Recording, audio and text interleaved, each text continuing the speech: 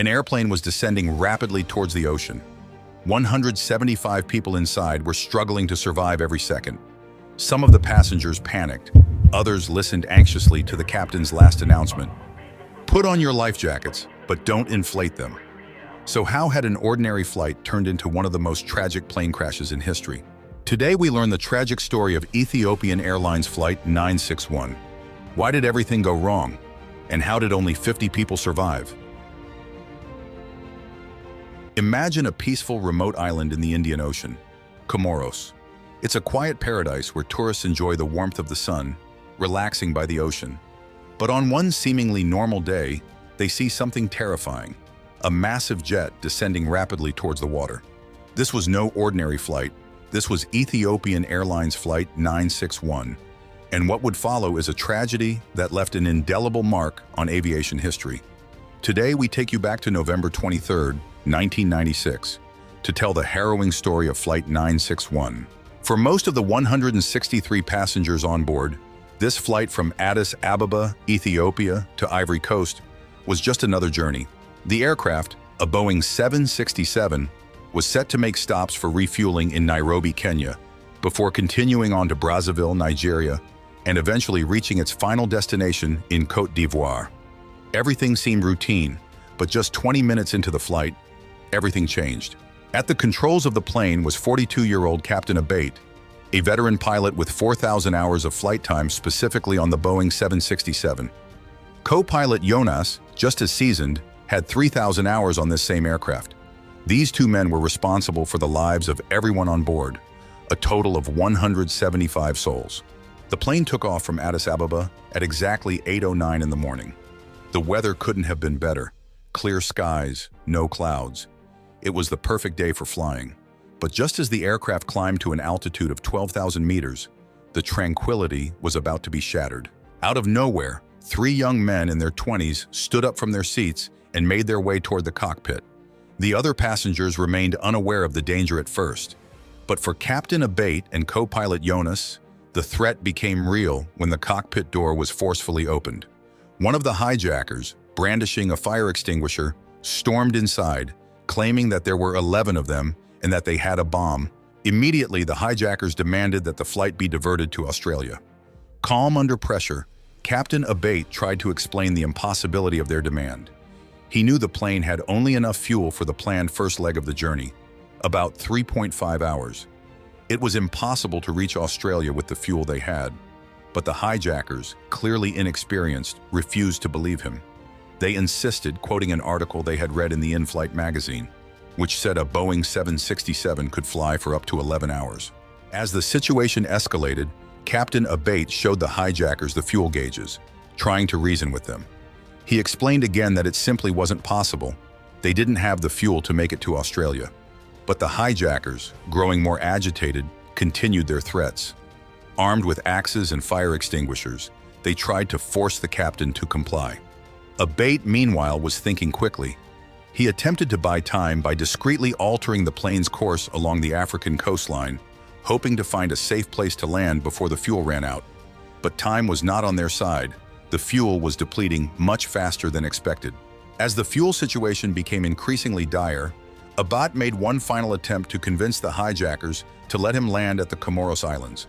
The Comoros, a small cluster of islands between Africa and Madagascar, seemed like the best option.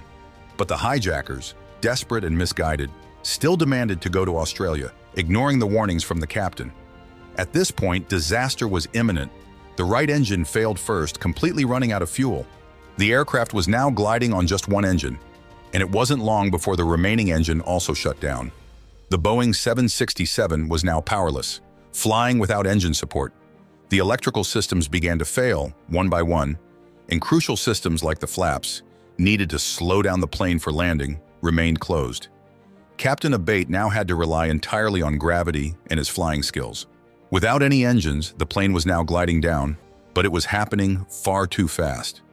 Inside the cockpit and the cabin, the lights began to flicker out as the Boeing 767 lost power completely. The only thing keeping the plane going was the ram air turbine, a backup system that generates a minimal amount of electricity from the airflow.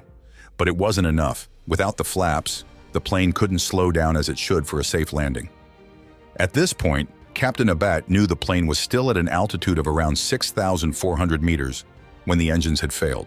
With no engines to keep them in the air, the Boeing 767 could only glide for about 18.5 kilometers for every 1,000 meters of altitude they had left. Time was running out. Captain Abate made an announcement over the intercom, urging passengers to prepare for an emergency landing. He instructed them to put on their life jackets, but emphasized not to inflate them until they were in the water. In the chaos, however, some passengers ignored this critical instruction, inflating their vests while still inside the plane, a decision that would prove fatal for many. With no other options left, Captain Abate aimed the aircraft towards the Indian Ocean near the Comoros Islands. But the plane was descending far too quickly. At a devastating speed of 379 kilometers per hour, too fast for any safe water landing, the Boeing 767 hit the ocean surface. The impact was catastrophic. The plane, unable to slow down properly, broke into 3 pieces as it struck the water. Of the 175 people on board, only 50 survived the crash. Among the survivors was U.S. Ambassador Frank Huddle. After the crash, nearby villagers and tourists quickly mobilized to help, reaching the wreckage in boats. They pulled as many survivors as they could from the water. French doctors on the beach provided first aid to those who had survived the initial impact. Many of those who perished in the crash didn't die from the impact itself. Tragically, passengers who had inflated their life jackets inside the sinking plane found themselves trapped. The inflated vests kept them pinned inside as the water rushed in, and many drowned before they could escape. Despite the unimaginable pressure, Captain Abate and co-pilot Jonas managed to survive. Their quick thinking and calm under pressure saved as many lives as possible in such a dire situation. But the reckless actions of the hijackers, combined with their lack of experience, cost the lives of 125 people. This tragedy, caused by hijackers' misguided actions, prompted significant changes in aviation security.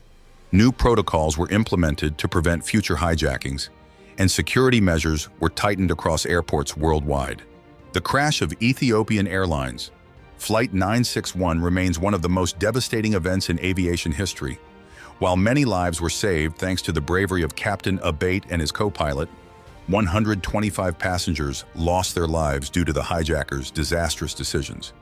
This tragedy stands as a sobering reminder of just how critical safety measures are in the aviation world. Thank you for watching. If you were moved by this story, please make sure to like this video and subscribe to our channel for more real-life aviation stories. Don't forget to turn on notifications so you never miss another episode.